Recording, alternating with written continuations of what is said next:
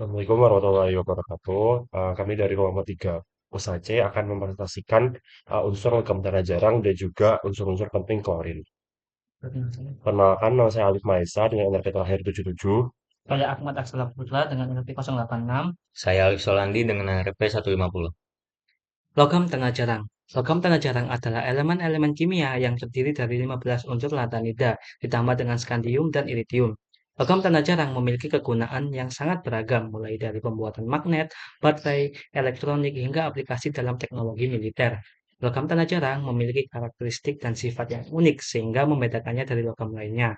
Logam tanah jarang ditemukan di daerah batuan beku seperti pegmatit, yaitu bebatuan yang mengandung mineral yang sangat besar. Logam tanah jarang biasanya ditemukan dalam bentuk mineral, kemudian proses penambangannya memerlukan teknik dan proses geologi yang tepat. Mineral yang mengandung logam tanah jarang paling umum untuk ditemukan dalam bentuk monazit, basnasit, dan xenotim. Selanjutnya, sumber mineral logam tanah jarang. Sumber tanah jarang dapat ditemukan dengan ciri-ciri seperti berikut. Jika terbentuk dari magma silikat yang kaya unsur langka dan volatil, maka kandungan mineralnya di dalamnya yaitu monasit dan xenotim. Selanjutnya, sering ditemukan bersama pasir timah di daerah pesisir. Kandungan mineral di dalamnya yaitu monasit, ilmenit, dan zirkon. Kemudian, batuan metamorf dan sedimen yang kaya fosfat. Kandungan mineral di dalamnya yaitu xenotim dan monoksit.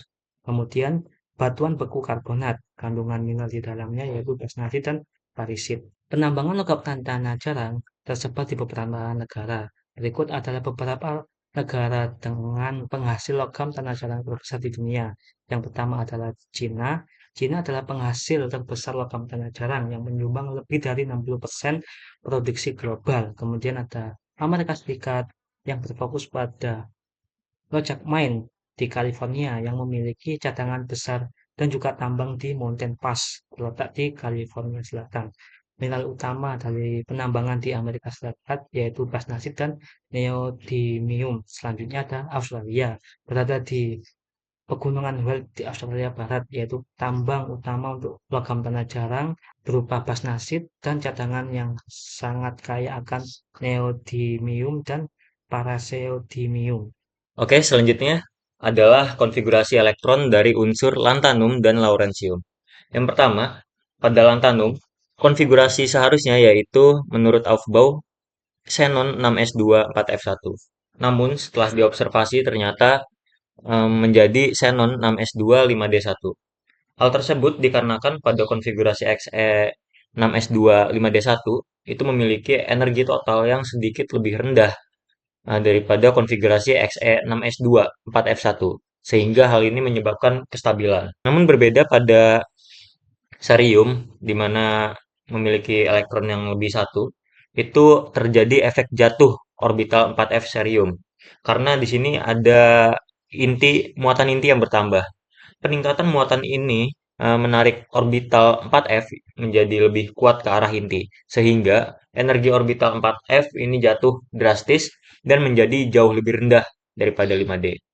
Kemudian pada lawrensium, seharusnya menurut aturan Aufbau itu menjadi radon 7s2 5f14 6d1. Namun setelah diobservasi menjadi radon 7s2 5f14 7p1. Dapat dilihat bahwa 5F di sini orbital sudah terisi dengan penuh, yaitu 14 elektron, sehingga di sini elemennya menjadi super berat dan memiliki efek relativistik yang sangat dominan. Elektron bermuatan berat ini bergerak sangat cepat di dekat inti dan menstabilkan orbital S dan P, terutama orbital P setengah, sehingga energinya turun hingga menjadi lebih rendah dibandingkan dengan orbital 6D. Selanjutnya, mengapa disebut tanah jarang padahal tidak langka? Hal ini bermula pada abad ke-18 hingga 19 ketika para ilmuwan menemukan unsur-unsur baru yang tidak umum pada saat itu. Unsur ini sulit dipisahkan atau sulit diekstraksi dari mineralnya dan hanya ditemukan di beberapa lokasi tertentu saja di dunia.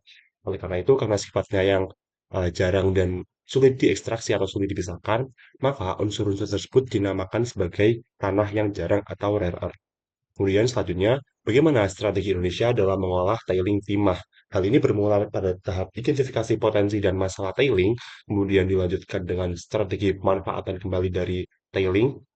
Selanjutnya, setelah dimanfaatkan kembali, tailing tersebut dilakukan strategi nilai tambah dan hilirisasi.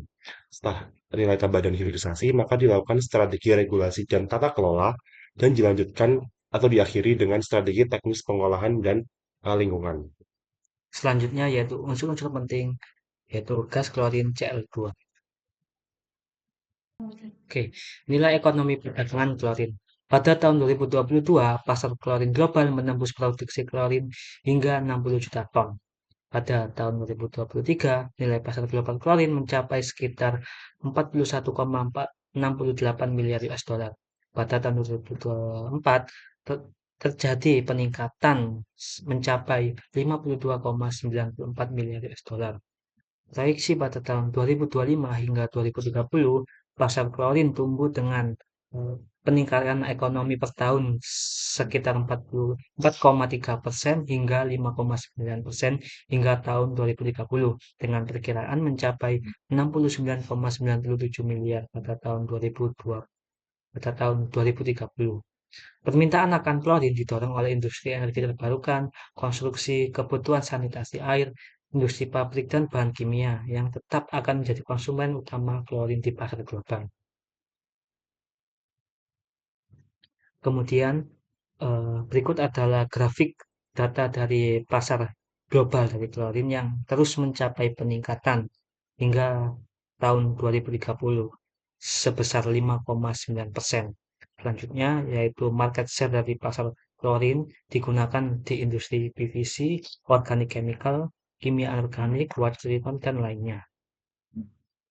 Selanjutnya yaitu persebaran market pasar dari klorin yang besar berada di Asia Pasifik seperti negara di Cina, India, Jepang, Korea Selatan, dan Indonesia. Selanjutnya di benua lain seperti di Amerika Utara, di US, Kanada, Meksiko, kemudian di Eropa, UK, Jerman, Prancis, Italia, dan Spanyol, di Amerika Latin, di Brasil dan Argentina, dan di Afrika, di South Africa, dan di daerah sekitar Arab.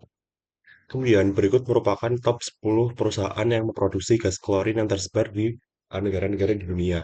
Eh, domi- dah. Berikut merupakan top 10 perusahaan produsen gas klorin yang tersebar di berbagai macam negara. Kebanyakan perusahaan-perusahaan produsen klorin tersebar di negara-negara seperti Amerika Serikat, negara Eropa seperti Inggris, Swiss ataupun Jerman hingga Belgia, bahkan negara-negara Asia seperti Taiwan, India, Jepang hingga Korea. Kebanyakan perusahaan-perusahaan ini merupakan perusahaan kimia yang salah satu produknya adalah klorin yang diproduksi secara domestik hingga menuju ke pasar global. Baik, setelah adanya 10 industri yang memproduksi klorin secara global, di sini ada pun industri yang merupakan konsumen dari klorin. Pertama, secara garis besar ada 5 industri, dan yang pertama ada industri plastik dan polimer, industri farmasi dan obat-obatan, industri kertas dan pulp, kemudian industri kimia dan pelarut, dan yang terakhir ada industri pengolahan air. Yang pertama ada industri plastik dan polimer. Di sini menggunakan klorin untuk direaksikan dengan etilen menjadi vinyl chloride monomer yang dapat dipolimerisasi menjadi PVC. Untuk aplikasinya yaitu untuk pipa paralon, profil jendela, kabel listrik, lantai vinil, dan kemasan medis. Lanjut ke industri farmasi dan obat-obatan. Di sini sekitar 85% dari semua obat-obatan farmasi itu biasanya menggunakan klorin atau turunannya dalam tahap pembuatannya. Untuk aplikasinya, ini merupakan pembuatan obat penurun kolesterol, obat artritis, antibiotik, dan obat alergi. Kemudian pada industri kertas dan pulp, di sini kegunaannya yaitu sebagai agen bleaching atau pemutih yang diaplikasikan untuk memutihkan bubur kayu agar kertas berwarna lebih putih, bersih. Lanjut ke industri kimia dan pelarut. Di sini digunakan untuk membuat pelarut terkarbonasi dan aplikasinya yaitu untuk metilen klorida dalam penghapusan cat, kloroform untuk bius dan juga industri pendingin. Kemudian ada produksi epiclohydrin, ini sebagai bahan baku resin epoksi untuk lem dan pelapis. Dan yang terakhir yaitu industri pengolahan air. Kegunaannya yaitu untuk sebagai desinfektan atau pembunuh kuman yang diaplikasikan pada air minum, air limbah, dan juga kolam renang. Baik, cukup sekian presentasi yang dapat kami sampaikan. Kurang lebihnya mohon maaf. Wassalamualaikum warahmatullahi wabarakatuh.